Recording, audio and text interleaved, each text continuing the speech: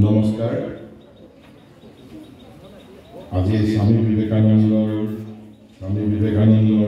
১৬২তম জন্মজয়ন্তী উদযাপন উপলক্ষে ৰামকৃষ্ণ মিছন খাৰুপেটীয়াৰ এই উদযাপন মঞ্চত উপস্থিত এই মিছনৰ সম্পাদক মহাৰাজজী জ্ঞানমৃতানন্দ মহাৰাজজী, এই মিছনৰ সহকাৰী সম্পাদক চন্দ্ৰকাশানন্দ মহাৰাজজী, মঞ্চত উপবিষ্ট ডক্টৰ পৰিমল দত্ত, সঞ্জয় কুমাৰ সাহা, অভিজিৎ মুখাৰ্জী প্ৰমুখ্যে অন্যান্য সুধীবৃন্দ, খাৰুপেটীয়াৰ সমস্ত ৰামকৃষ্ণ বিবেকানন্দ ভক্তবৃন্দ, শিক্ষক শিক্ষয়িত্ৰীবৃন্দ আৰু মোৰ সন্মুখত উপস্থিত ভাৰতৰ ভৱিষ্যতে বালক বালিকাসকল, মই পুনতেই স্বামী বিবেকানন্দৰ ১৬২তম জন্মজয়ন্তীৰ এই শুভ মুহূৰ্তত মই সশ্ৰদ্ধ প্ৰণিপাত জনাইছোঁ, কৃতজ্ঞ চিত্তে শ্ৰদ্ধাঞ্জলি জনাইছোঁ শাশ্বত ভাৰতবৰ্ষ ভগৱান ৰামকৃষ্ণ পৰমহংস। মই প্ৰণিপাত জনাইছোঁ জগতজননী শাৰদা মা, মই সশ্ৰদ্ধ শ্ৰদ্ধাঞ্জলি জনাইছোঁ প্ৰবুদ্ধ ভাৰতৰ কপবিগ্ৰহ স্বামী বিবেকানন্দ। বিবেকানন্দৰ বিষয়ে আমি যদি বুজিব বিচাৰোঁ, জানিব বিচাৰোঁ, আমি বিবেকানন্দক বুজিব নোৱাৰোঁ, আমি বিবেকানন্দক জনা সম্ভৱ নহয়, আমি বিবেকানন্দক উপলব্ধি কৰিব পাৰিব লাগিব। বিবেকানন্দ কেনট বি আণ্ডাৰষ্টুড, বিবেকানন্দক বুজিব নোৱাৰি, বিবেকানন্দক আমি কেৱল মাত্ৰ আমি হৃদয়ংগম কৰিব পাৰিব লাগিব, আমি বিবেকানন্দক উপলব্ধি কৰিব পাৰিব লাগিব। তেনেহ'লে বিবেকানন্দ কোন? বিবেকানন্দৰ বিষয়ে বহুজনে বহু কথা কৈ গৈছে, কিন্তু মই এজন মানুহৰ মাত্ৰ ৫টা শব্দৰ এটা পৰিচয়, মহাৰিষি শ্ৰী অৰবিন্দৰ মানৱ পুত্ৰ গুপ্ত যোগী নলিনীকান্ত গুপ্তৰ এষাৰি বাক্য, সেই বাক্যশাৰীয়ে মোৰ হৃদয় স্পন্দিত কৰে। মাত্ৰ ৫টা শব্দৰ এষাৰি বাক্য। আৰু মই ভাবোঁ আজি যিটো মোৰ বক্তৃতাৰ আমি বিষয়বস্তু, আমি শিৰোনাম ঠিক কৰিছিলোঁ যে বিবেকানন্দ আৰু ভাৰতবৰ্ষ, এই মাত্ৰ ৫টা শব্দৰ এষাৰি বাক্যত মই ভাবোঁ বিবেকানন্দৰ সমস্ত ব্যক্তিত্ব, সমস্ত জীৱন, তেওঁৰ সমস্ত জীৱনচৰ্যা তাৰ মাজত সন্নিৱিষ্ট হৈ আছে। নলিনীদাই কৈছিল বিবেকানন্দ কোন? বিবেকানন্দ ভাৰতৰ সনাতন অন্তৰাত্মাৰ নৱজাগ্ৰত বীৰ বিক্ৰম। বিবেকানন্দ কোন? বিবেকানন্দ ভাৰতৰ সনাতন অন্তৰাত্মাৰ নৱজাগ্ৰত বীৰ বিক্ৰম। আৰু সেইবাবে আমি কৈছোঁ বিবেকানন্দ অন্তহীন দিগন্ত, বিবেকানন্দ অন্তহীন দিগন্ত। আমি বিবেকানন্দক বুজিব নোৱাৰোঁ, বিবেকানন্দক আমি উপলব্ধি কৰিব পাৰিব লাগিব, বিবেকানন্দক আমি হৃদয়ংগম কৰিব লাগিব আমাৰ হৃদয়ৰ অন্তঃস্থলৰ পৰা। আৰু বিবেকানন্দক এই হৃদয়ংগম কৰিবলৈ হ'লে আমি উভতি যাব লাগিব ভাৰতবৰ্ষৰ ১৮শ শতিকা ১৯ শতিকাৰ সেই হতোৎসাহিত ভাৰতবৰ্ষলৈ। আজিৰ দৰে ২০২৫ চনৰ দৰে ভাৰতবৰ্ষত এতিয়া আণৱিক ক্ষমতা সম্পন্ন স্বাধীন ভাৰতবৰ্ষ নাছিল। আমি পদানত আছিলোঁ, আমি গোলাম আছিলোঁ, আমি পদানত আছিলোঁ। আমাৰ অধঃপতন হৈছিল। এটা অধঃপতিত জাতিলৈ ভাৰতীয় জাতি পৰ্যবসিত হৈছিল, ভাৰতীয় জাতি হতোৎসাহিত হৈছিল, এটা মৃত জাতিলৈ ৰূপান্তৰিত হৈছিল। আমি সেই সময়লৈ উভতি যদি যাব পাৰোঁ, তেতিয়াহে বিবেকানন্দ কোন, বিবেকানন্দই এই ভাৰতবৰ্ষত কি কৰি গ'ল, আমি সেই কথা হৃদয়ংগম কৰিব পাৰিম। আৰু কেৱল বিবেকানন্দক হৃদয়ংগম কৰিলেই নহ'ব, বিবেকানন্দৰ অন্তৰালৰ এই যে মই প্ৰথমতে ক'লো শাশ্বত ভাৰতবৰ্ষ, শাশ্বত ভাৰতবৰ্ষ ভগৱান ৰামকৃষ্ণ পৰমহংস আমি ৰামকৃষ্ণ পৰমহংসক যদি উপলব্ধি কৰিব নোৱাৰোঁ তেনেহ'লে বিবেকানন্দকো উপলব্ধি কৰিব নোৱাৰোঁ। আৰু সেইবাবে মই আপোনালোকক অলপ সেই 18শ শতিকাৰ ভাৰতবৰ্ষখনতনো কি হৈছিল, কিয় আমি পৰাজিত হৈছিলোঁ, কিয় ভাৰতীয় জাতি গোলাম হৈছিল, কিয় হতোৎসাহিত হৈছিল, তাৰ আচল ৰোগটো ক'ত আছিল। মই নিজৰ ভাষাৰে নকওঁ, মই পণ্ডিত নহওঁ, মোৰ পাণ্ডিত্যও নাই, তেনেহ'লে কিয় মোৰ এই ধৃষ্টতা। মই যি কৰোঁ, মই যি চিন্তা কৰোঁ, সকলো মই জগতজননী পৰমা দিব্যজননীৰ শ্ৰীচৰণত সমৰ্পণ কৰোঁ। দৰাচলতে এই সমৰ্পণেই মোৰ একমাত্ৰ মোৰ শক্তিৰ, মোৰ সমস্ত ধৃষ্টতা, মোৰ সমস্ত শক্তিৰ একমাত্ৰ উৎস। মই ইয়াক স্বামীজীৰ নিজৰ কথাৰে, শ্ৰী অৰবিন্দৰ কথাৰে, আন ভাৰতবৰ্ষৰ যোগী মহাযোগীৰ কথাৰে মই বিবেকানন্দক অলপমান উপলব্ধি কৰিবলৈ যত্ন কৰিছোঁ। কিন্তু মই জানো ইয়াত যিসকল আমাৰ এই বালক বালিকা ভৱিষ্যত ভাৰতবৰ্ষ আমাৰ সন্মুখত উপবিষ্ট হৈ আছে, তেওঁলোকৰ বাবে কিছু কথা বুজাত অসুবিধা হ'ব। আৰু সেইবাবে মই তেওঁলোকৰ শিক্ষক শিক্ষয়িত্ৰীসকলক আহ্বান জনাইছোঁ, আমাৰ কথা তেওঁলোকক আপোনালোকে সহজ সৰলভাৱে সাৱলীলভাৱে পৰৱৰ্তী অৱস্থাত বুজাই দিব। আৰু এই মই ভৱিষ্যত ভাৰতবৰ্ষ বালক বালিকাসকলক মই আহ্বান জনাইছোঁ, তোমালোকে কেৱল মাত্ৰ স্বামীজীৰ প্ৰতি শ্ৰদ্ধা সহকাৰে, ভক্তি সহকাৰে কেৱল তোমালোকৰ ভিতৰত যিটো আত্মা আছে সেই আত্মাক কথাবোৰ শুনিবলৈ দিয়া, এতিয়া বুজিবলৈ যত্ন কৰিব নালাগে। এজন যোগী, তেওঁৰ নাম যোগী অনিৰ্বাণ। যোগী অনিৰ্বাণক কোৱা হয় তেওঁ হেনো বাংলা ভাষাক দেৱভাষালৈ ৰূপান্তৰিত কৰিছিল।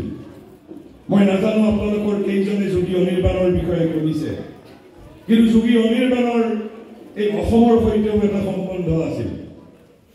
যোগী অনিৰ্বাণৰ পূৰ্বাশ্ৰমৰ নাম আছিল নিৰ্বাণানন্দ। যোৰহাটৰ কপিলামুখৰ নিগমাচাৰ্যৰ তেওঁ শিষ্য আছিল, কিন্তু এটা সময়ত তেওঁ নাম নিৰ্বাণানন্দৰ পৰা নাম অনিৰ্বাণ কৰিছিল। আৰু এই অনিৰ্বাণেই, যোগী অনিৰ্বাণেই শ্ৰী অৰবিন্দৰ অসামান্য গ্ৰন্থ লাইফ ডিভাইন বাংলা ভাষালৈ অনুবাদ কৰিছিল। মই এই যোগী অনিৰ্বাণৰ এটা পেৰেগ্ৰাফ মই তেখেতৰ নিজৰ বাংলাতেই মই আপোনালোকৰ আগত মই অভিব্যক্ত কৰিব বিচাৰিছোঁ, যাতে আপোনালোকে সেই 18শ শতিকাৰ 19 শতিকাৰ ভাৰতবৰ্ষখনৰ বিষয়ে আমি এটা ধাৰণা কৰিব পাৰোঁ। কাৰণ আজিৰ দৰে আণৱিক ক্ষমতা সম্পন্ন স্বাধীন এটা জাতি ভাৰতীয় আছিল, ভাৰতীয় জাতি পদানত আছিল, ভাৰতবৰ্ষৰ অধঃপতন হৈছিল, আমি গোলাম আছিলোঁ। আৰু এতিয়াও গোলামীৰ ৰন্ধ্ৰ আমাৰ ৰন্ধে ৰন্ধে প্ৰবাহিত হৈছে। আৰু সেই পৰিপ্ৰেক্ষিততে আমি বিবেকানন্দক বুজিব লাগিব, হৃদয়ঙ্গম কৰিব লাগিব। আচলতে কি হৈছিল 18শ শতিকাত, 19 শতিকাত কি হৈছিল, 19 শতিকাত কি হৈছিল?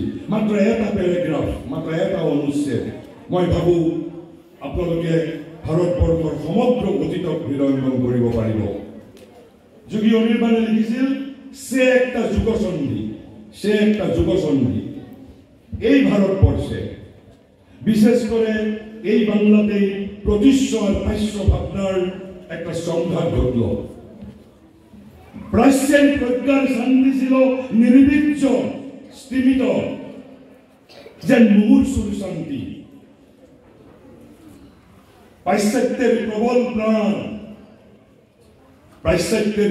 প্রাণ তার উপর ঝাঁপিয়ে পড়ল, প্রাচ্য যেন দিশহারা হয়ে গেল। তখন এই বাংলাতেই এক মহামানবের আবির্ভাব হলো, যিনি প্রাচ্যের প্রজ্ঞায় স্থিত হয়ে পাশ্চাত্য প্রাণের এই চ্যালেঞ্জকে গ্রহণ করলেন। তিনি নব্য ভারতের উদ্গাতা রামমোহন, যার মধ্যে আধুনিক সমন্বয় ভাবনার গঙ্গোত্রীকে আমরা খুঁজে পাই।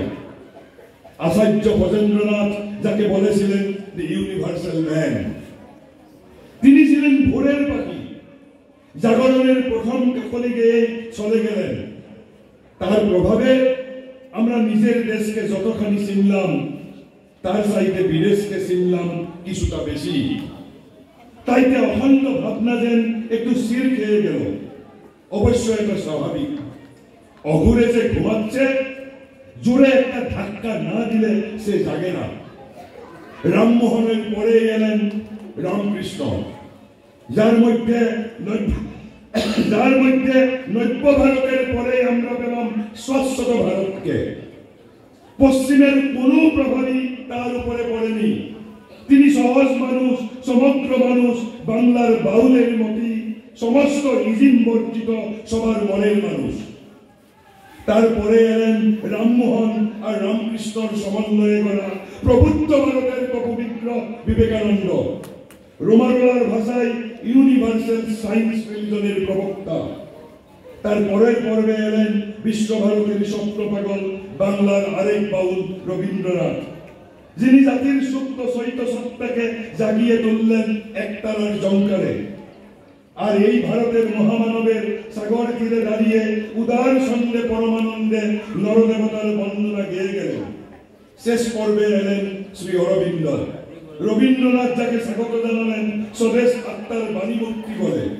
এই বাণী শাশ্বত ভারতের সেই বাণী, যার মধ্যে রয়েছে বিশ্ব মানবের অতিমুক্তি, তার অতিমুক্তি আর মহাসিদ্ধির মন্ত্র, একটা নবসৃষ্টির বার্জিতি। বিবেকানন্দের মধ্যে ভারতবর্ষের অধ্যাত্ম চেতনা একটা নতুন মোড় দিল। প্রজ্ঞার সঙ্গে যুক্ত হলো প্রাণ, প্রজ্ঞার সঙ্গে যুক্ত হলো প্রাণ, ব্রহ্মের সঙ্গে ক্ষত্র জাগলো। দেশাত্মবোধ, শ্রীকৃষ্ণের গীতা নতুন ভাবে সার্থক হতে চলল আমাদের মধ্যে। ঋষি বঙ্কিমচন্দ্র দেশকে ডাকলেন মা বলে। শ্রী অরবিন্দ বললেন, আমার কাছে দেশ শুধু মাটি নয়, দেশ চিন্ময়ী, দেশ মা। মই এই যে পটভূমি, এই যে পটভূমি 1819 ভাৰতবৰ্ষৰ প্ৰজ্ঞা আছিল স্থিমিত, ভাৰতবৰ্ষৰ প্ৰজ্ঞা তেতিয়া আছিল নিৰ্বীৰ্য যেন মুমূৰ্ষুৰ কান্তি, আৰু তাৰ ওপৰত পাশ্চাত্যৰ প্ৰবল প্ৰাণ জঁপিয়াই পৰিছিল। আৰু তেতিয়া প্ৰাচ্যৰ প্ৰজ্ঞা যেন দিশহাৰা হৈ গৈছিল। আৰু সেই পৰিপ্ৰেক্ষিততেই, সেই পটভূমিতেই আমি বিবেকানন্দ ৰামকৃষ্ণৰ ধৰ্ম আন্দোলনৰ আমি পটভূমিক বিচাৰ কৰি চাব লাগিব, বিচাৰ কৰি চাব লাগিব। আমাৰ ইয়াত বালক বালিকাসকল আছে। আমি বিবেকানন্দ বুলি ক'লেই আমাৰ প্ৰথমতে মনত পৰে চিকাগো। চিকাগোৰ বিষয়ে বহুতে বহু ধৰণৰ কথা কৈ গৈছে, বহু ধৰণৰ কথা কৈ গৈছে। কিন্তু মই ইয়াত কেৱল মাত্ৰ শ্ৰী অৰবিন্দই বিবেকানন্দৰ বিদেশ যাত্ৰাৰ বিষয়ে কি কৈ গৈছে আপোনালোকক মাত্ৰ দুখাৰী বাক্যৰে, আৰু সেই দুখাৰী বাক্যৰ মাজতেই আমি বিবেকানন্দৰ সমস্ত কৰ্মৰ অন্তৰালৰ উদ্দেশ্য আমি বিচাৰি পাওঁ। শ্ৰী অৰবিন্দই কৈছিল, the going forth of Vivekananda, the going forth of Vivekananda. Going forth of Vivekananda মানে বিবেকানন্দৰ চিকাগোলৈ যাত্ৰাৰ কথা কৈছে। The going forth of Vivekananda, marked out by the master as the heroic soul destined to take the world between his two hands, and Senji was the first visible sign. এই যে বিবেকানন্দৰ বিদেশ যাত্ৰা, শ্ৰী অৰবিন্দই কৈছে, জগতৰ সন্মুখত এই কথাৰ প্ৰথম প্ৰকাশ্য প্ৰমাণ। কি কথাৰ প্ৰকাশ্য প্ৰমাণ? যে ভাৰতবৰ্ষ কেৱল মাত্ৰ জীয়াই থাকিবৰ বাবে জাগি উঠা নাই। তেনেহলে ভাৰতবৰ্ষ কিয় জাগি উঠিছে? ভাৰতবৰ্ষ জয় কৰাৰ বাবে জাগি উঠিছে। শ্ৰী অৰবিন্দই লিখিছে that India was awake not only to survive but to conquer. এই আছিল স্বামী বিবেকানন্দৰ চিকাগো ধৰ্ম মহাসভাত আবিৰ্ভাৱৰ শ্ৰী অৰবিন্দৰ দৃষ্টিৰ তাৎপৰ্য। India was awake not only to survive but to conquer, আৰু এই যে আমি জয় কৰিবলৈ যত্ন কৰিছো, ভাৰতবৰ্ষই জয় কৰিবলৈ যত্ন কৰিছো, সমগ্ৰ বিশ্বক জয় কৰিবলৈ যত্ন কৰিছো। তেতিয়া আমাৰ মনত হয়তো কাৰোবাৰ মনত আহিব পাৰে, আমি কি তৰোৱাল লৈ যুদ্ধ কৰিম নেকি? তৰোৱাল লৈ যুদ্ধ কৰিম নেকি আমি?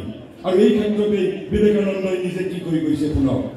কৈছে ৰাজনৈতিকতা বা সামৰিক শ্ৰেষ্ঠতা কেতিয়াও আমাৰ জাতীয় জীৱনৰ উদ্দেশ্য নহয় ৰাজনৈতিক অথবা সামৰিক শ্ৰেষ্ঠতা আমাৰ জাতীয় জীৱনৰ কেতিয়াও উদ্দেশ্য নহয় তেনেহ'লে ভাৰতবৰ্ষৰ জাতীয় জীৱনৰ উদ্দেশ্য কি স্বামীজীয়ে কৈছে সামৰিক শ্ৰেষ্ঠতা ৰাজনৈতিক উদ্দেশ্য জাতীয় জীৱনৰ আমাৰ কেতিয়াও উদ্দেশ্য নহয় কেতিয়াও নাছিল আৰু মোৰ কথা মনত ৰাখিবা কেতিয়াও হৈ উঠে সামৰিক শ্ৰেষ্ঠতা আৰু ৰাজনৈতিক উদ্দেশ্য তেনেহ'লে ভাৰতবৰ্ষৰ জাতীয় জীৱনৰ উদ্দেশ্য কি যে আমাৰ জাতীয় জীৱনৰ আন উদ্দেশ্য আছে কি সেই উদ্দেশ্য কৈছে যেতিয়া পৰিস্থিতি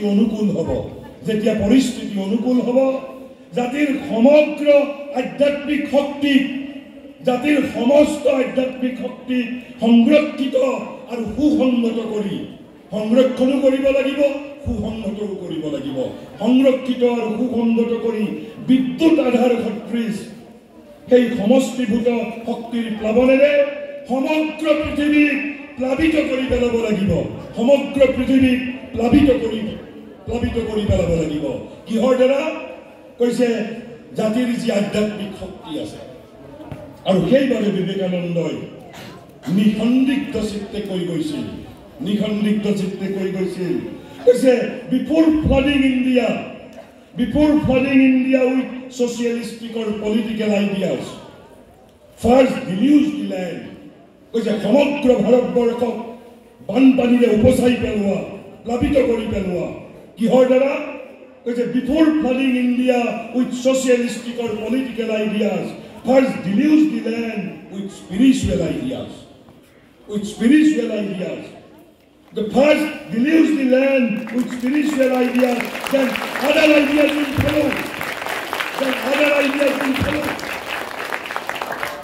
আৰু এই যে মহাৰিষি শ্ৰী অৰবিন্দই ক'লে যে India was awake not only to survive but to conquer এটা স্বামীজীৰ নিজৰ ভাষাৰে শুনক স্বামীজীয়ে আমাক কি আহ্বান কৰি থৈ গৈছে কৈছে আপ ইণ্ডিয়া কৈছে হে ভাৰতবৰ্ষ জাগি উঠা আপ ইণ্ডিয়া and conquer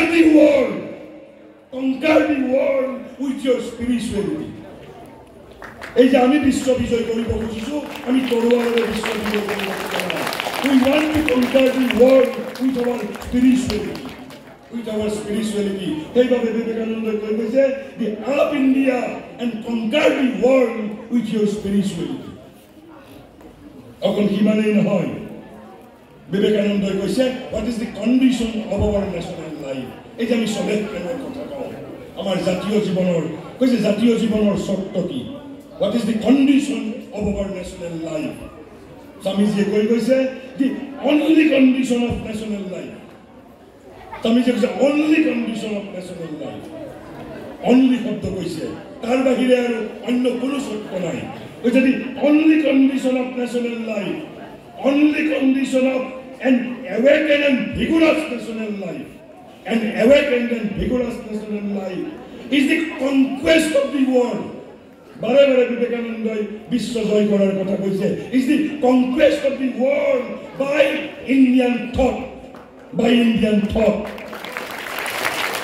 আৰু সেইবাবে শ্ৰী অৰবিন্দই যিটো শিকাৰু ধৰ্ম মহাসভাত বিবেকানন্দৰ আবিৰ্ভাৱৰ তাৎপৰ্য কি কৰিছিল কৈছে the going forth of Vivekananda marked out by the master as the heroic soul destined to take the world between his two hands and Senji was the first visible sign to the world সমগ্ৰ জগতৰ বাবে প্ৰথম প্ৰকাশ্য নিদৰ্শন আছিল কিহৰ নিদৰ্শন আছিল যে ভাৰতবৰ্ষ কেৱল জীয়াই থাকিবৰ বাবে জাগি উঠা নাই ভাৰতবৰ্ষ জয় কৰাৰ বাবে জাগি উঠিছে আমি এই তাৎপৰ্যৰে আমি বিবেকানন্দক বুজিবলৈ যত্ন কৰিব লাগিব কিন্তু মই এতিয়া আপোনালোকৰ আগত তিনিখন কিতাপৰ কথা ক'ব বিচাৰিছোঁ তিনিখন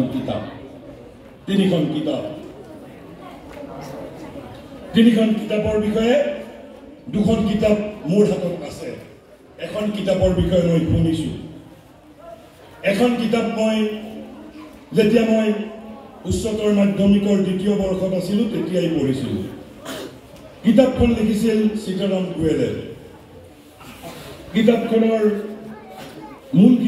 নাম আছিল মুছলিম ছেকুলাৰিটিজম আৰু সেই কিতাপখনৰ ভিতৰৰ এটা অধ্যায় আছিল নাম নেশ্যনেল ৰিচাৰ্জেন্স ৰিভাইভড এজ হিন্দু ৰিভাইভেলিজম। অৰ্থাৎ তেওঁ কৈছে যে যিটো আমাৰ জাতীয় পুনৰ জাগৰণ তাক হিন্দু জাগৰণ বুলি কিছু মানুহে নিন্দিত কৰে। আৰু তেওঁ এই কিতাপখনত সীতাৰাম গোয়েলে ভাৰতবৰ্ষৰ সমগ্ৰ জাতীয় জীৱনৰ যিটো জাগৰণ, এই জাগৰণৰ অন্তৰালত চাৰিটা ব্যক্তিত্বক তেওঁ পুৰুষা ব্যক্তিত্ব হিচাপে চিহ্নিত কৰিছিল। চাৰিটা ব্যক্তিত্বক, চাৰিগৰাকী ব্যক্তিত্ব। কোন এই চাৰিগৰাকী? প্ৰথম তেওঁ কৈছে দয়ানন্দ সৰস্বতী। বহু কথা লিখিছে তেওঁ। মই মাত্ৰ এক এষাৰ দুই এষাৰ বাক্য আপোনালোকৰ সন্মুখত মই ৰাখিব বিচাৰিছোঁ।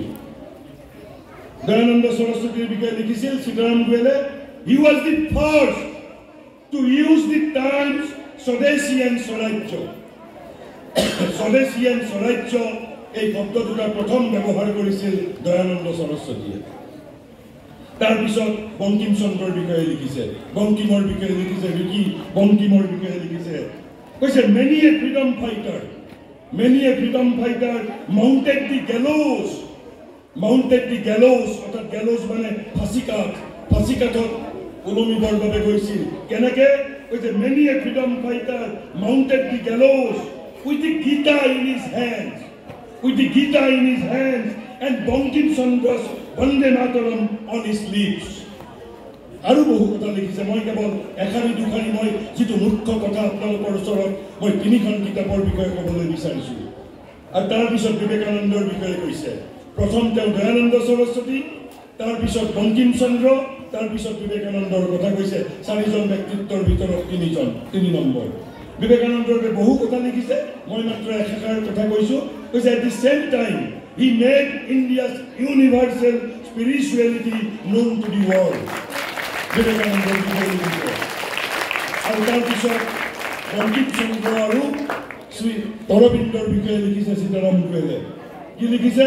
কৈছে the partition of Bengal converted Bankim Chandra's Vande Mataram into a mantra by reciting which our people scale the highest height of courage and sacrifice. But what made that brief episode important in the history of our fight for freedom was the emergence of another great seer and sage. That was Sri Aurobindo. He shot like a meteor across the political sky and soon retired into a self-chosen seclusion in search of a new vision and victories. Sri Aurobindo confirmed and completed the ideological work undertaken by his predecessors Maharishi Dayananda, Bankim Chandra and Swami Vivekananda. অৰ্থাৎ সীতাৰাম গোয়েলে তেওঁৰ কিতাপখনত ভাৰতবৰ্ষৰ সমগ্ৰ পুনৰ্জাগৰণৰ অন্তৰালত এই চাৰিজন ব্যক্তিক পুৰোধা হিচাপে তেওঁ চিহ্নিত কৰিছে। এতিয়া মই দ্বিতীয়খন কিতাপৰ বিষয়ে ক'ব বিচাৰিছোঁ। আৰু কিয় ক'ব বিচাৰিছোঁ? এই দ্বিতীয়খন কিতাপৰ যিজন লেখক, তেওঁৱে একমাত্ৰ লেখক নহয়। ভাৰতবৰ্ষত এতিয়া তেনেধৰণৰ বহু লেখকৰ আৱিৰ্ভাৱ হৈছে। আৰু এই লেখকবিলাকক আমাৰ বিশ্ববিদ্যালয়সমূহে নিমন্ত্ৰণ কৰে বক্তব্য প্ৰদান কৰাৰ বাবে। তেওঁলোক এটা ভাৰত বিৰোধী ষড়যন্ত্ৰৰ অংশ, এটা ষড়যন্ত্ৰকাৰীসকলৰ এটা অংশ। মই তেনে এখন কিতাপ আজিৰ পৰা প্ৰায় মই 10-12 বছৰমান আগতে মই কলিকতালৈ গৈছিলোঁ। কলিকতাৰ পৰা অহাৰ সময়ত বিমানবন্দৰত বিমান অলপ পলম থকাত হঠাৎ কলিকতা বিমানবন্দৰৰ কিতাপৰ দোকানখনলৈ মোৰ চকু পৰিল। তাত এখন কিতাপ দেখা পালোঁ যে মেকাৰ্ছ অফ মডাৰ্ণ ইণ্ডিয়া। স্বাভাৱিকতে মই আকৰ্ষিত হ'লোঁ আৰু মই কিতাপখন কিনিবৰ ইচ্ছা নাছিল। প্ৰায় 700 টকা দাম। আজিৰ পৰা প্ৰায় 12-14 বছৰ আগৰ কথা। 2008 চনত প্ৰকাশিত কিতাপ। মই স্বাভাৱিকতে চালোঁ এই যে সীতাৰাম গোয়েলে আমাৰ ভাৰতৰ পুনৰ্জাগৰণৰ এই যে চাৰিজন মহান ব্যক্তিত্বক পুৰোধা ব্যক্তি হিচাপে চিহ্নিত কৰিছে, এই কিতাপখনত সেই চাৰিজন ব্যক্তিৰ বিষয়ে কি কৈছে? Makers of modern India. কিতাপখনৰ লেখক হ'ল দি গ্ৰেট ৰামচন্দ্ৰ গুহ। তেওঁৰ মতে এই যে সীতাৰাম গোয়েলে ভাৰতৰ পুনৰ্জাগৰণৰ এই চাৰিগৰাকী মহান ব্যক্তিত্বক ভাৰতৰ পুনৰ জাগৰণৰ পুৰুদা হিচাপে চিহ্নিত কৰিছিল। According to Ramchandra Guha, neither of them is makers of modern India. Ramchandra Guhar মতে এই চাৰিজনৰ এজনো আধুনিক ভাৰতৰ নিৰ্মাতা নহয়। আপুনি চিন্তা কৰক। তাৰপিছত মই কিতাপখনত চালো যে বিবেকানন্দ, বংকিম চন্দ্ৰ, শ্ৰী অৰবিন্দ দয়ানন্দৰ বিষয়ে তেওঁ কিবা কথা লিখিছে নে লেখা নাই। দেখিলো পাতনিত তেওঁ অলপমান লিখিছে। কিয় তেওঁৰ মতে বিবেকানন্দ আধুনিক ভাৰতৰ নিৰ্মাতা নহয়, কিয় শ্ৰী অৰবিন্দ আধুনিক ভাৰতৰ নিৰ্মাতা নহয়, কিয় দয়ানন্দ আধুনিক ভাৰতৰ নিৰ্মাতা নহয়। কিন্তু অতি দুৰ্ভাগ্যৰ কথা, বংকিমৰ বিষয়ে এটা শব্দও লেখা নাই। যি বংকিমৰ, ঋষি বংকিমৰ বন্দে মাতৰম ধ্বনিয়ে আজিও আমাক স্পন্দিত কৰে, আমাক আলোড়িত কৰে, হেন্দোলিত কৰে। আপুনি আশ্চৰ্য হ'ব কি লিখিছে বিবেকানন্দ, দয়ানন্দ, শ্ৰী অৰবিন্দৰ বিষয়ে শুনক। According to Ramchandra Guha, neither of them is a makers of modern India. আৰু সেইবাবে মই এইবিলাক লেখকৰ মই কথা আপোনালোকৰ ওচৰত দৃষ্টি আকৰ্ষণ কৰিছোঁ, যাতে তেওঁলোকৰ কিতাপ পঢ়াৰ আগতে আপোনালোক যাতে অলপ সচেতন হৈ ল'ব পাৰে। প্ৰথমতে তেওঁ শ্ৰী অৰবিন্দৰ বিষয়ে লিখিছে। কিয় according to him, Sri Aurobindo is not a makers of modern India. Because some other individuals not included here were known principally for their writings. These include the revolutionary turned spiritualist Aurobindo Ghosh and philosopher turned public figure Sarvapalli Radhakrishnan. তেওঁৰ মতে তেওঁলোকক কেৱল মাত্ৰ তেওঁলোকৰ লেখাৰ বাবে জনা যায়। আৰু শ্ৰী গুহা কণ্টিনিউজ কি লিখিছে? both wrote prodigiously, খুব বৃহৎভাৱে লিখি থৈ গৈছে। both wrote prodigiously. Wise Radhakrishnan wished to make Hinduism compatible with the modern world. Aurobindo sought to spiritualize literature and politics on the basis of classical Indian ideals and traditions. তাৰ পিছৰ কথাখিনি শুনিব। কৈছে India's lifetime both had a considerable following among English-speaking Indians. However, that influence never really extended beyond the middle class, nor did it last much beyond their date. অর্থাৎ তেওঁলোকৰ প্ৰভাৱ আৰু নাই। According to Ramchandra Guha, according to his research. তাৰপিছত এই শুনক বিবেকানন্দ দয়ানন্দৰ বিষয়ে কি লিখিছে। বিবেকানন্দ দয়ানন্দৰ বিষয়ে কি লিখিছে? কৈছে I have also not included spiritualists such as Swami Vivekananda and Dayananda Saraswati, who represented a muscular brand of Hinduism, that sought to meet the challenge of the West by breaking down caste barriers and consolidating the community as one. তাৰপিছত কি লিখিছে? কৈছে both were in their own day quite influential, yet কৈছে ৰাধাকৃষ্ণ আৰু শ্ৰী অৰবিন্দৰ দৰে their influence has passed. কৈছে বিবেকানন্দৰ প্ৰভাৱ আৰু নাই। According to whose research? According to the research of great Ramchandra Guha. আৰু তাৰপিছত কৈছে অতি আচৰিত কথা এটা কৈছে। তাৰপিছত কৈছে it could also be said that they were superseded by Gandhi. অর্থাৎ দয়ানন্দ আৰু বিবেকানন্দ হেনো মহাত্মা গান্ধীয়ে সুপাৰসিড কৰিছে। কৈছে it could also be said that they were superseded by Gandhi, who took on and deepened their reformist impulses while practicing a more Catholic and dialogic form of Hinduism. তাৰপিছত অৱশ্যে বিবেকানন্দৰ বিষয়ে আৰু এখানি বাক্য লিখিছে। কৈছে Vivekananda and Gandhi sought to save Hinduism while reforming the caste system. আপুনি চিন্তা কৰক, সীতাৰাম গোয়েলে যি চাৰিজনক ভাৰতৰ পুনৰ্জাগৰণৰ পুৰুধা ব্যক্তি হিচাপে চিহ্নিত কৰিছে, কিন্তু according to modern writer Ramchandra Guha, neither of them is a makers of modern India. এতিয়া মই 3 নম্বৰ কিতাপখনৰ কথা ক'ব বিচাৰিছোঁ। 3 নম্বৰ কিতাপখন ভাৰতীয় লেখা কিতাপ নহয়। 3 নম্বৰ কিতাপখন লিখিছে দুজন আমেৰিকানে, দুজন আমেৰিকাৰ নাগৰিকে লেখক দুজনৰ নাম হ'ল এলিনাৰ স্প্ৰেগ এণ্ড আৰ্চিবল্ড স্প্ৰেগ কিতাপখনৰ নাম হ'ল the gift unopened a new American revolution gift unopened কাৰ কথা ইংগিত কৰিছে স্বামী বিবেকানন্দৰ কথা ইংগিত কৰিছে কৈছে বিবেকানন্দই আমেৰিকালৈ যিটো গিফ্ট লৈ আনিছিলে উপহাৰ লৈ আনিছিলে that gift is yet to be opened is a gift unopened a new American revolution tar bisot ki likhise kono according to Ramchandra Guha Vivekananda is not the makers of modern India but according to Eleanor Sprague and Archibald Sprague ki koise kono koise Christopher Columbus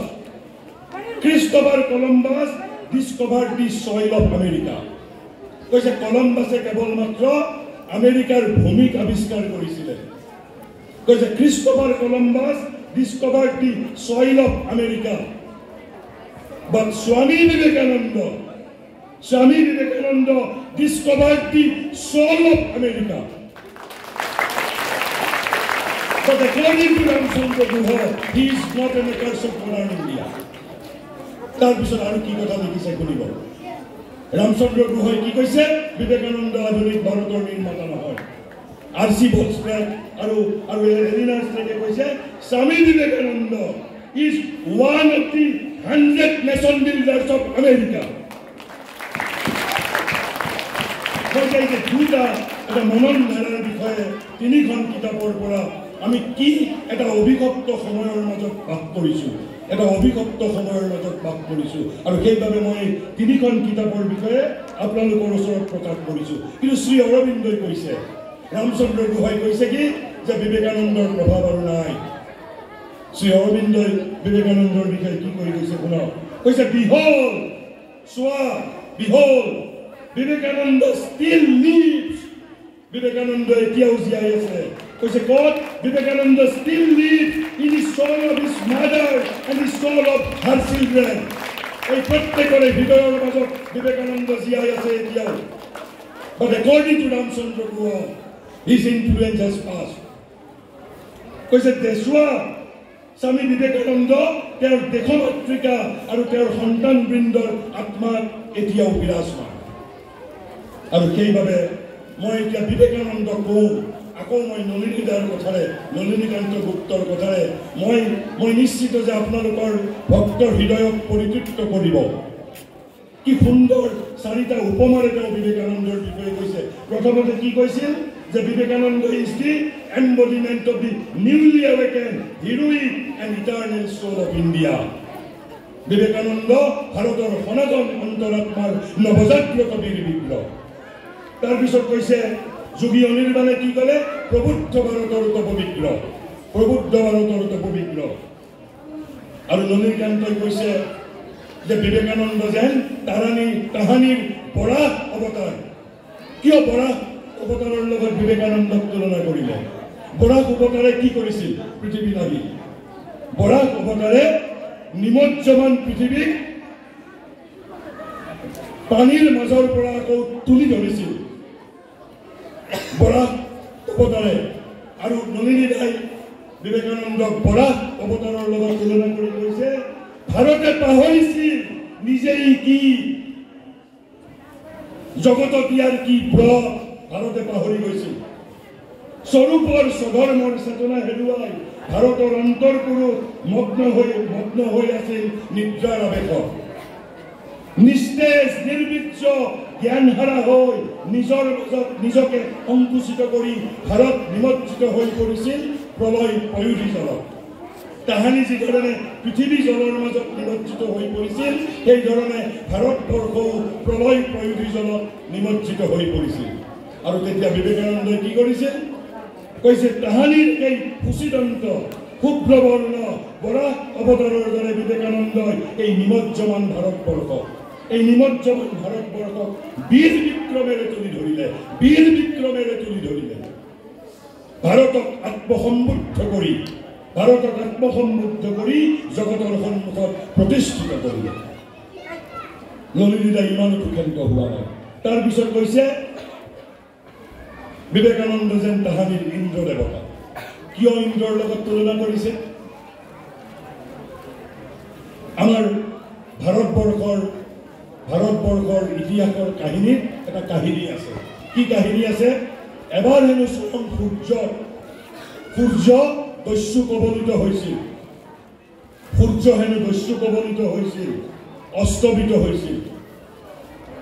এই অস্তমিত দস্যু কবলিত ইন্দ্ৰক কোনে উদ্ধাৰ কৰিছিল? ইন্দ্ৰই উদ্ধাৰ কৰিছিল। এতিয়া ইন্দ্ৰৰ লগত তুলনা কৰিছে নলিনী দাই বিবেকানন্দক। কিয় শুনিব? কৈছে পৰ্বত বিদীৰ্ণ কৰি এদিন অস্তমিত গুহাগত দস্যু কবলিত সূৰ্যক ইন্দ্ৰই যিদৰে উদ্ধাৰ কৰিছিল, তুলি ধৰিছিল মূৰৰ ওপৰত দুলোকত, বিবেকানন্দই তেনেদৰে পৃথিৱীৰ মানৱ জাতিৰ জ্ঞান সূৰ্য কোন? মানৱ জাতিৰ জ্ঞান সূৰ্য ভাৰতবৰ্ষ। কৈছে বিবেকানন্দই তেনেদৰে পৃথিৱীৰ মানৱ জাতিৰ জ্ঞান সূৰ্য ভাৰতবৰ্ষক অধঃপতনৰ দহন্ত মুগৰ্ভৰ পৰা নিজ ভাস্কৰ মূৰ্তিত উলিয়াই আনিলে, স্থাপিত কৰিলে স্বমহিমাৰে। এদিন ইন্দ্ৰ দেৱতাই আচল সূৰ্যক উদ্ধাৰ কৰিছিল, আৰু বিবেকানন্দই উদ্ধাৰ কৰিছিল তাত মানৱ জাতিৰ জ্ঞান সূৰ্য ভাৰতবৰ্ষ। তাৰপিছত নলিনীদাই কৈছে বিবেকানন্দ যেন ঋষি। ঋষি হৈ কি কৰিছিল তেওঁ? ঋষিয়ে কি কৰে? দৰ্শন কৰে। ঋষিয়ে দেখা পায়, ঋষিয়ে দৰ্শন কৰে। কৈছে বিবেকানন্দ ঋষি। তেওঁ দেখিলে, সৃষ্টি কৰিলে সেই মন্ত্ৰ যাৰ বলত ভাৰতৰ দেৱত্বই জাগ্ৰত বিগ্ৰহ সাজি প্ৰাণৱন্ত হৈ আবিৰ্ভূত হ'ল। ভাৰতৰ দেৱত্বই প্ৰাণৱন্ত হৈ আবিৰ্ভূত হ'ল। আৰু বিবেকানন্দই ক'ত গৈ উপনীত হ'ল? কৈছে বিবেকানন্দৰ ঋষি দৃষ্টিয়ে সমগ্ৰ বাহ্য আভৰণ, সমগ্ৰ অবান্তৰ প্ৰয়োজন অতিক্ৰম কৰি চেদেলি ভেদেলি কৰি ঋষু পথেৰে উপনীত হ'লগৈ ভাৰতৰ অন্তৰাত্মা। ডিৰেক্টলি ভাৰতৰ অন্তৰাত্মাত উপনীত হ'ল। আৰু উপনীত হৈ কি কৰিলে? এইবাৰ নলিনীদাই তুলনা কৰিছে বিবেকানন্দক তেওঁ যেন সেই অতীতৰ ভগীৰথে কি কৰিছিল? স্বৰ্গৰ মন্দাকিনীক পৃথিৱীলৈ বোৱাই আনিছিল। ঠিক সেই ধৰণে বিবেকানন্দই কৈছে ভগীৰথৰ দৰে সেই অন্তৰাত্মাৰ মহিমা, কাৰ অন্তৰাত্মাৰ মহিমা? ভাৰতবৰ্ষৰ অন্তৰাত্মাৰ মহিমা নমাই আনিলে মৃত্যলোকলৈ প্ৰাণৰ ৰসেৰে তেজেৰে সঞ্জীৱিত স্পন্দিত কৰি তুলিলে। আমি যেতিয়া বিবেকানন্দ আৰু ভাৰতবৰ্ষ আলোচনা কৰি আমি এই ধৰণে যদি আমি অধ্যয়ন কৰিব পাৰোঁ, তেতিয়াহে বিবেকানন্দক আমি উপলব্ধি কৰিব পাৰোঁ।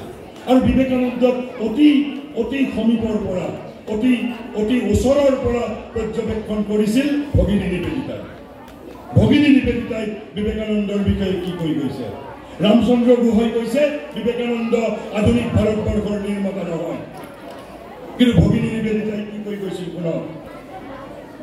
ভাৰতবৰ্ষ আছিল স্বামীজীৰ গভীৰতম আবেগৰ কেন্দ্ৰ। ভাৰতবৰ্ষ নিত্য স্পন্দিত হয় তেওঁৰ হৃদয়ত, প্ৰধ্বনিত হয় তেওঁৰ ধমনী। ভাৰতবৰ্ষ আছিল তেওঁৰ দিবাস্বপ্ন, ভাৰতবৰ্ষ আছিল তেওঁৰ গভীৰ নিশাৰ দুঃস্বপ্ন। কেৱল সিমানেই নহয়, তেওঁ নিজেই হৈ উঠিছিল তেজ মনেৰে গঢ়ি উঠা ভাৰত প্ৰতিমা। ভাৰতৰ আধ্যাত্মিকতা, পবিত্ৰতা, ভাৰতৰ প্ৰজ্ঞা, ভাৰতৰ ভৱিষ্যতৰ সপোন, এই সকলোবোৰৰে আছিল তেওঁ প্ৰতীক পুৰুষ। আৰু সেইবাবে আপোনালোক আচৰিত হ'ব, ভগিনী নিবেদিতাই কোৱা কথা এবাৰ স্বামী বিবেকানন্দই নিজেই কি কৈ গৈছিল জানে? কৈছে আই এম কনডেন্স ইণ্ডিয়া, ময়েই ঘনীভূত ভাৰতবৰ্ষ। বিবেকানন্দই নিজেই কৈ গৈছিল। কিন্তু এইবাৰ যিটো আচল একেবাৰে মোক যিটো পৰিচয় হৃদয় মোক স্পন্দিত কৰে যে বিবেকানন্দ কোন, শ্ৰী অৰবিন্দৰ কথা আপুনি শুনিব। শ্ৰী অৰবিন্দই কৈছে যে ভগৱান ৰামকৃষ্ণদেৱৰ উক্তি আৰু তেওঁৰ বিষয়ে ৰচিত গ্ৰন্থৰাজি পাঠ কৰিলে জনা যায় যে দেশত যি ভাৱ গঢ়ি উঠিছে, যি ভাৱৰাশিয়ে সমগ্ৰ ভাৰতবৰ্ষক প্লাবিত কৰিছে, যি ভাৱতৰংগত মুক্ত হৈ কত শত যুৱকে সমস্ত তুচ্ছ কৰি আত্মাহুতি দিছে, সেই ভাৱৰ কথা তেওঁ একোৱেই কোৱা নাই। সৰ্বভূতান্তৰ যে আমি ভগৱানে সেইবোৰ দেখা নাই, এনে কথা বিশ্বাস কৰিব পাৰি জানো?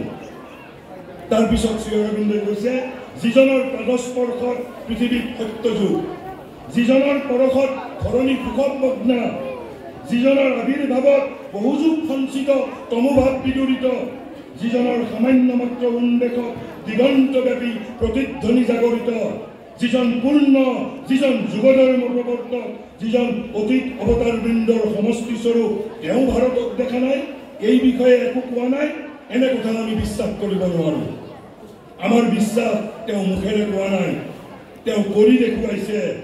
তেওঁ ভৱিষ্যত ভাৰতৰ প্ৰতিনিধি নিজৰ সন্মুখত বহুৱাই গঢ়ি গৈছে। ভৱিষ্যত ভাৰতৰ এই প্ৰতিনিধিয়ে বিবেকানন্দ, ভৱিষ্যত ভাৰতৰ এই প্ৰতিনিধিয়ে বিবেকানন্দ। বহুতে ভাবে, শ্ৰী অৰবিন্দই ইয়াত আন এটা ডাঙৰ কথা কৈছে, বহুতে ভাবে বিবেকানন্দৰ স্বদেশ প্ৰেম তেওঁৰ নিজৰ গান। বহুতে ভাবে বিবেকানন্দৰ স্বদেশ প্ৰেম তেওঁৰ নিজৰ গান। সূক্ষ্ম দৃষ্টিৰে বুজি পোৱা যায় তেওঁৰ স্বদেশ প্ৰেম তেওঁৰ পৰম পূজ্যপাত গুৰুদেৱৰ গান। তেওঁ নিজেও নিজৰ বুলি একো দাবী কৰা নাই। বিবেকানন্দই নিজে কি কৈ গৈছিল শুনা, কৈছে ৰামকৃষ্ণ অনন্ত ভাৱময়, ৰামকৃষ্ণ অনন্ত ভাৱময়। কৈছে তেওঁ লাখ লাখ বিবেকানন্দক সৃষ্টি কৰিব পাৰে, লাখ লাখ বিবেকানন্দক সৃষ্টি কৰিব পাৰে। ৰামকৃষ্ণ যন্ত্ৰী, মই কেৱল মাত্ৰ যন্ত্ৰ। ৰামকৃষ্ণ যন্ত্ৰী, মই কেৱল মাত্ৰ যন্ত্ৰ। আৰু আমি ক'ব পাৰোঁ ৰামকৃষ্ণ ভাৱ, বিবেকানন্দ সেই ভাৱৰ ভাষা। ৰামকৃষ্ণ ভাৱ, বিবেকানন্দ কেৱল মাত্ৰ সেই ভাৱৰ ভাষা। ৰামকৃষ্ণ সূত্ৰ, বিবেকানন্দ সেই সূত্ৰৰ ভাষ্য। তেনেহ'লে এই কথা, এই যে শ্ৰী অৰবিন্দই ক'লে বিবেকানন্দৰ স্বদেশ প্ৰেম তেওঁৰ পৰম পূজ্যপাত গুৰুদেৱৰ গান। বিবেকানন্দই নিজে কি কৰি গৈছে, তেওঁ নিজৰ যিটো জীৱনৰ ব্ৰত, নিজৰ জীৱনৰ ব্ৰতৰ বিষয়ে বিবেকানন্দই নিজে কি কৰি গৈছে, এইবোৰ কথা সাধাৰণতে আলোচিত নহয়। বিবেকানন্দই কৈছে, I have a great mission to fulfill. I have a great mission to fulfill and I am at despair at the smallness of my capacity. বিবেকানন্দই নিজে কৈছে, মোৰ যিটো সংকুচিত সামৰ্থ্যত মই নিজে হতাশগ্ৰস্ত হৈছোঁ। I am at despair at the smallness of my capacity. তাৰ পিছৰ যিখানি ভক্ত বিবেকানন্দই কৈ কৈছে I have an injunction, মোক নিৰ্দেশ দিয়া হৈছে। I have an injunction from my Guru. এই প্ৰথম বিবেকানন্দৰ ৰাজহুৱা স্বীকাৰোক্তি কৈছে, I have an injunction from my Guru to carry out his mission. The mission, যিটো বিবেকানন্দৰ জীৱন ব্ৰত, সেয়া বিবেকানন্দৰ জীৱন ব্ৰত নাছিল। Vivekananda was only carrying the mission of his Guru. And what was that mission? What was that mission? Because this is nothing less than regeneration of my motherland. Regeneration of my motherland. Then only is a regeneration of motherland. এই সত্তার আছিল এই শাশ্বত ভারতবর্ষ ভগবান রামকৃষ্ণ পরমহংসর। বিবেকানন্দ কেবলমাত্র এই ভাৱৰ ভাষা আছিল। মই আৰু বিশেষ ক'বলৈ নাযাওঁ, আৰু এখানি মই বাক্য কওঁ। আমি সাধাৰণতে যেতিয়া আলোচনা কৰোঁ তেতিয়া ভাৰতীয় জাতীয়তাবাদৰ আমি জনক বুলি বিবেকানন্দক কওঁ। কিন্তু শ্ৰী অৰবিন্দ আশ্ৰমৰ আন এজন শিষ্য অনল কিৰণ, তেওঁৰ আচল নাম কেডি চেট্টা। কেডি চেট্টাই এটা অদ্ভুত কথা কৈ গৈছে। কি কথা কৈ গৈছে জানে? আৰু এই মই ইয়াৰ অলপ আগত বিবেকানন্দৰ যিটো নিজৰ উক্তি আপোনালোকৰ ওচৰত পাঠ কৰিলোঁ যে he was carrying only the mission of his Guru. And what was the mission of his Guru? Regeneration of my motherland. তেনেহ'লে ভাৰতীয় জাতীয়তাবাদৰ আচল জনকটোৰ কেডি চেট্টাই লিখিছে in him মানে referring not to Vivekananda but to Ramakrishna Paramahamsa. কৈছে in him the westernized Indian পাশ্চাত্যমুখী ভারতীয় westernized Indian saw authentic India stand up. কৈছে westernized India কি দেখা পাইছিল authentic India স্বচ্ছত Bharatvarsha authentic India আর তার পিছনখানে বাক্য লিখিছে কৈছে and from his grand spiritual personality তার from the stand spiritual personality of Ramakrishna Paramahansa. And from his stand spiritual personality, the true Indian nationalism was born. So the father of true nationalism, true Indian nationalism was not Vivekananda, was Ramakrishna Paramahansa. Vivekananda was carrying Ramakrishna's mission, and what was that mission? Regeneration of this Bharatavarsha. আৰু সেইবাবে বিবেকানন্দই কি কৈ গৈছিল এই যে ইয়াত বিবেকানন্দৰ স্বদেশ বাণী আমাক প্ৰথমতে আমাক শুনিবলৈ দিয়া হৈছিল তাত বিবেকানন্দে আক্ষেপ কৰিছিল তোমালোকে এই অজ্ঞানতাৰ দ্বাৰা স্বাধীনতা অৰ্জন কৰিবা বিবেকানন্দক সুধিছিল স্বাধীনতাৰ বিষয়ে তেতিয়া বিবেকানন্দই কি কৈ গৈছিল জানে বিবেকানন্দই কৈছিল I can get your freedom tomorrow.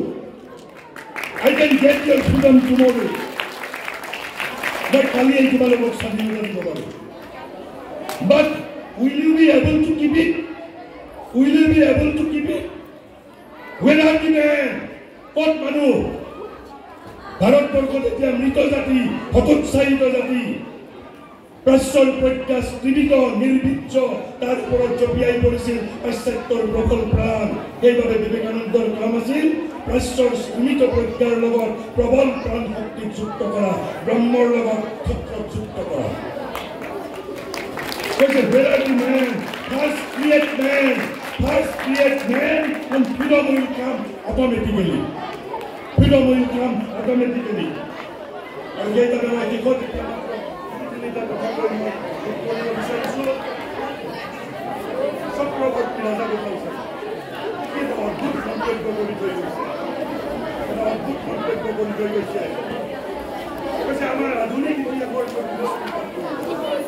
Chakrabarti Raja Gopal নিজে একজন মহান স্বাধীনতা চক্রবর্তী রাজা গোপাল এটা আধুনিক ইতিহাসের প্রতিষ্ঠিত করিলে যিকোনো লোকে স্বামী ভারতের আপন মহিমার প্রতি ভারতের বিস্তৃত করেছিল রাজনীতির আধ্যাত্মিক ভিত্তি আমি অন্ধ হয়েছিল ভারতীয় স্বাধীনতার জনক চক্রবর্তী রাজা গোপাল চাঁদিয়ে কৈছে ভারতের স্বাধীনতার জনক ভারতের স্বাধীনতার জনক বিবেকানন্দ তেমনি ভারতীয় স্বাধীনতার জনক আমার রাজনৈতিক সাংস্কৃতিক তথা আধ্যাত্মিক স্বাধীনতার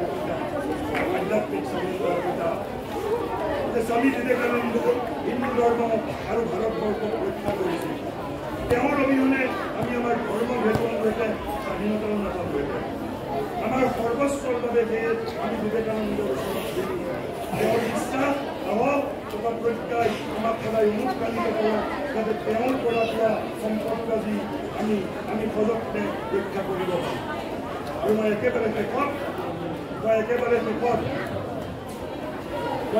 শেষত এই যে যদি আমি বিবেকানন্দ আধ্যাত্মিকতাৰ কথা কৈ গৈছিল কি বাণী তেওঁ ভাৰতীয় জাতিৰ মাজত প্ৰচাৰ কৰিবলৈ যত্ন কৰিছিল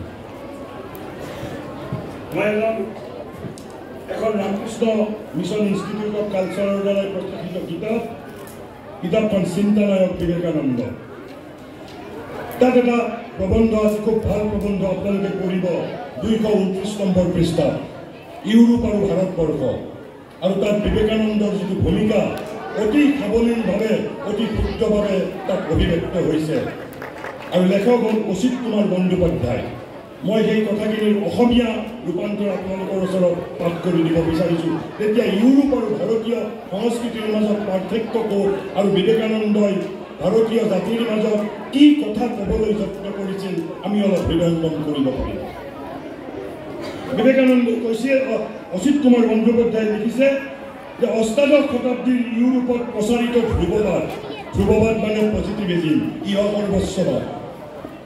কৈছে অষ্টাদশ শতাব্দীৰ ইউৰোপত প্ৰচাৰিত ধ্ৰুৱবাদ বা উপযোগিতাবাদত মানুহৰ কল্যাণ স্বীকৃত হৈছে সঁচা, কিন্তু সেই কল্যাণ একেবাৰে জীৱধৰ্মী মানুহৰ আহাৰ নিদ্ৰাৰ কথা। সেই মানুহ সামাজিক তথা ৰাজনৈতিক, তাত ৰাষ্ট্ৰযন্ত্ৰ বা সমাজ শক্তি হস্তগত কৰি বহুজনৰ কল্যাণ সাধনৰ কথা কোৱা হৈছে। এই কল্যাণ সাধনৰ মূল কাৰণটো কিন্তু অলপ অস্পষ্ট। নৰক নৰোত্তমত পৰিণত কৰাটো ইউৰোপীয় ৰাষ্ট্ৰ তথা সমাজৰ প্ৰধান লক্ষ্য। নৰক নৰোত্তমত পৰিণত কৰাটো তেনে ভাৰতবৰ্ষৰ লক্ষ্য নৰোত্তমত প্ৰদান কৰা নহয় নেকি? নৰোত্তমত পৰিণত কৰা নহয় নেকি? শুনিব কি কৈছে। কৈছে নৰক নৰোত্তমত পৰিণত কৰাটো ইউৰোপীয় ৰাষ্ট্ৰ তথা সমাজৰ প্ৰধান লক্ষ্য, কিন্তু নৰোত্তম নাৰায়ণত উৎপত্তিত নহ'লে মানৱ জীৱনৰ মৌলিক তাৎপৰ্য বুজি পোৱা নাযায়। ইউৰোপে কেৱল মাত্ৰ নৰক নৰোত্তমলৈ ৰূপান্তৰিত কৰাৰ কথা কৈছে। ভাৰতবৰ্ষই কৈছে নৰোত্তম আমাৰ মধ্যবৰ্গ কেৱল মাত্ৰ। নৰ প্ৰথমতে নৰোত্তম হ'ব লাগিব, তাৰপিছত উই হেভ টু বিকাম নাৰায়ণ। গীতাই কৈছে বৰ্তমান আমি কোন মম এব অংশ সনাতন। আমি বৰ্তমান শ্ৰীকৃষ্ণৰ অংশ সনাতন, portion eternal, but we have to become Narayan one day. 1000 জনম লাগিব পাৰে, 5000 জনম লাগিব পাৰে। আৰু সেইবাবে অচিত কুমাৰ বন্দ্যোপাধ্যায়ে লিখিছে যে কিন্তু নৰোত্তম নাৰায়ণত উৎপত্তিত নহ'লে মানৱ জীৱনৰ মৌলিক তাৎপৰ্য বুজি পোৱা নাযায়। স্বামী বিবেকানন্দই ভাৰত চেতনাত এই দৃষ্টিৰে ব্যাখ্যা কৰিছে। স্বামী বিবেকানন্দই ভাৰত চেতনাত এই দৃষ্টিৰে ব্যাখ্যা কৰিছে। এইবাবে উট, মিল, জেৰেনি, তেলৰ আদিৰ তুলনাত স্বামীজীৰ সাধন নীতি তথা ক্ৰিয়া পদ্ধতি সম্পূৰ্ণ ভিন্ন ধৰণৰ। মানুহক কেৱল মাত্ৰ অৰ্থনৈতিক, সামাজিক তথা ৰাষ্ট্ৰ শাসনৰ অধিকাৰ প্ৰদান কৰিয়ে মানুহৰ একান্ত কল্যাণ সাধন কৰিব নোৱাৰি। মানুহৰ অন্ন বস্ত্ৰৰ সুব্যৱস্থা কৰিলেই সকলো সমস্যাৰ সমাধান নহয়। মানুহৰ মাজত মূল কথা, যিটো আচল কথা কৈছে, মানুহৰ মাজত অন্তৰ্লীন বৃহৎ সত্তাৰ উদ্বোধন।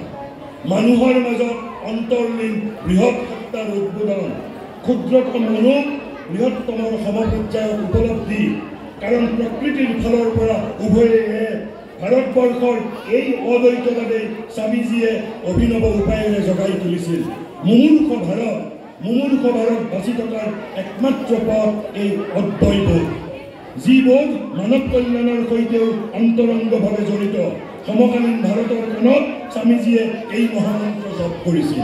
অৰ্থাৎ এই বৃহৎ অন্তৰ্লীন বৃহৎ উদ্বোধন। মোৰ ভিতৰত থকা অন্তৰাত্মা যেতিয়ালৈকে তাক মই উদ্বোধন কৰিব নোৱাৰিম, তেতিয়ালৈকে মানৱ জাতিৰ প্ৰকৃত সমস্যাৰ কেতিয়াও সমাধান নহয়। আৰু সেইবাবে একেবাৰে শেষত মই তেনেহ'লে বিবেকানন্দই ভাৰতবৰ্ষৰ বাবে কি জীৱন দি থৈ গৈছে। বিবেকানন্দই একদম দ্ব্যৰ্থহীন ভাষাত কৈ গৈছে সমগ্ৰ মানৱ জাতিৰ আধ্যাত্মিক ৰূপান্তৰ।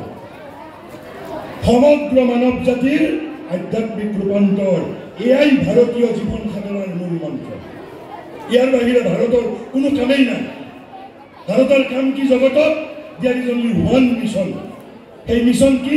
মই কোৱা নাই, বিবেকানন্দই কৈ গৈছে কি? সমগ্ৰ মানৱ জাতিৰ আধ্যাত্মিক ৰূপান্তৰ, এয়াই ভাৰতীয় জীৱন সাধনাৰ মূল মন্ত্ৰ।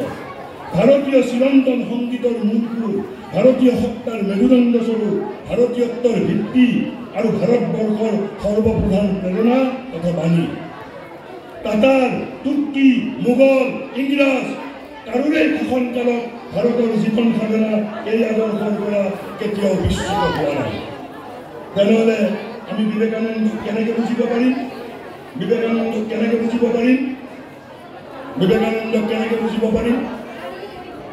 আৰু একেবাৰে বিবেকানন্দৰ জীৱনৰ যিটো শেষ বাণী, ভাৰতবৰ্ষৰ প্ৰতি বিবেকানন্দৰ জীৱনৰ শেষ বাণী, এইটো বিবেকানন্দৰ ৰচনাৱলীত নাই। ভাৰতবৰ্ষৰ বিষয়ে বিবেকানন্দৰ জীৱনৰ যিটো শেষ বাণী, এই বাণীটো কৈয়ে মই মোৰ বক্তব্য সম্পন্ন কৰিম।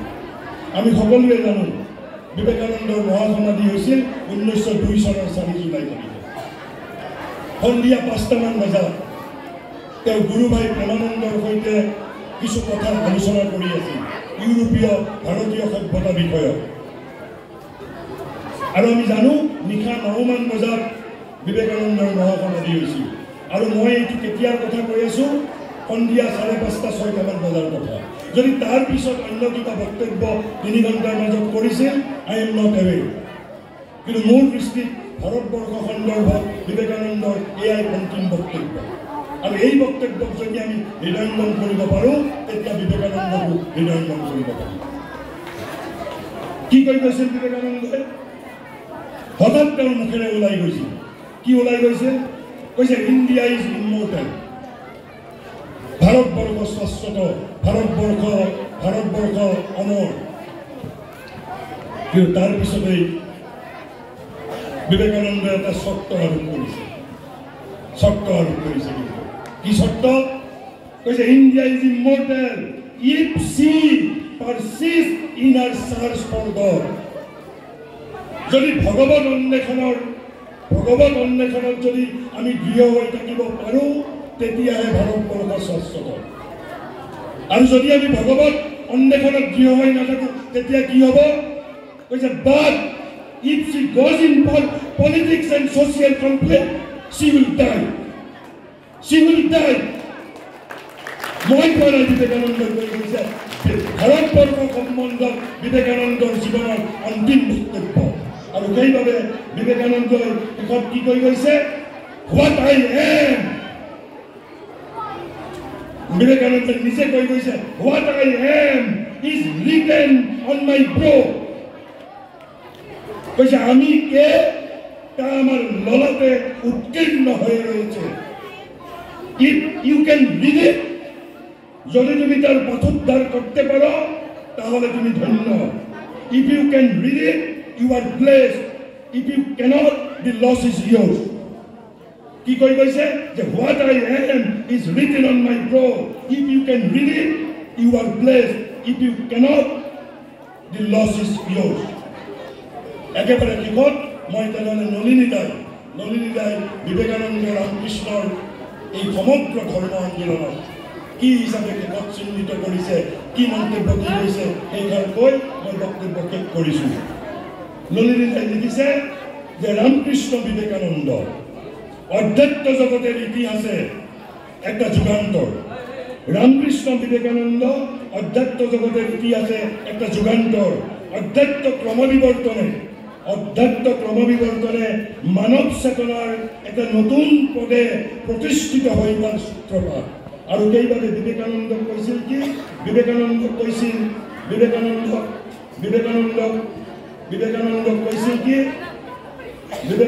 কৈছিল যে কৈছে জগতৰ ধৰ্মক্ষেত্ৰ কৰ্মক্ষেত্ৰ অতীতৰ মৃত্যু আৰু ভৱিষ্যতৰ নৱজীৱনৰ সন্ধিক্ষণ। বিবেকানন্দ এটা সন্ধিক্ষণ, অতীতৰ মৃত্যু আৰু ভৱিষ্যতৰ নৱজীৱনৰ সন্ধিক্ষণত বিবেকানন্দ কি কৈছে? ভাগৱত প্ৰাণ শক্তিৰ অৱতৰণ, ভাগৱত প্ৰাণ শক্তি, ডিভাইন ডাইনামিজম। কিন্তু শেষত বিবেকানন্দৰ জীৱনৰ অন্তিম মুহূৰ্তত এটা আক্ষেপ কৰি গৈছে। সেই আক্ষেপৰ কথাও আমি হৃদয়ঙ্গম কৰিব লাগিব। বিবেকানন্দই কি কৈ গৈছে? যদি আৰু এজন বিবেকানন্দ থাকিলহেঁতেন, যদি আৰু এজন মাত্ৰ বিবেকানন্দ থাকিলহেঁতেন, তেওঁ বুজি পালেহেঁতেন এই বিবেকানন্দই কি কৰি থৈ গ'ল। এইখিনি কথাৰেই যদি মোৰ কথাই যদি আপোনালোকক এজনৰ হৃদয়কো যদি ভবাই তুলিব পাৰে, তেনেহ'লে সেয়াই হ'ব মোৰ সত্য কথা।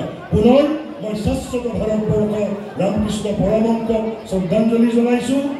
মই সাৰদা মা জগতজননী সাৰদা মাক ভক্তিপূৰ্ণ অৰ্ঘ্য জনাইছোঁ। আৰু ভাৰতৰ সনাতন অন্তৰাত্মাৰ বীৰ বিগ্ৰহ, নৱজাগ্ৰত বীৰ বিগ্ৰহ বিবেকানন্দক শ্ৰদ্ধাঞ্জলি জনাই মই মোৰ বক্তব্য সামৰণি মাৰিছোঁ। ৰামকৃষ্ণ মিছন খাৰুপেটীয়াক মই মোৰ আন্তৰিক ধন্যবাদ আৰু কৃতজ্ঞতা জনাইছোঁ। ধন্যবাদ।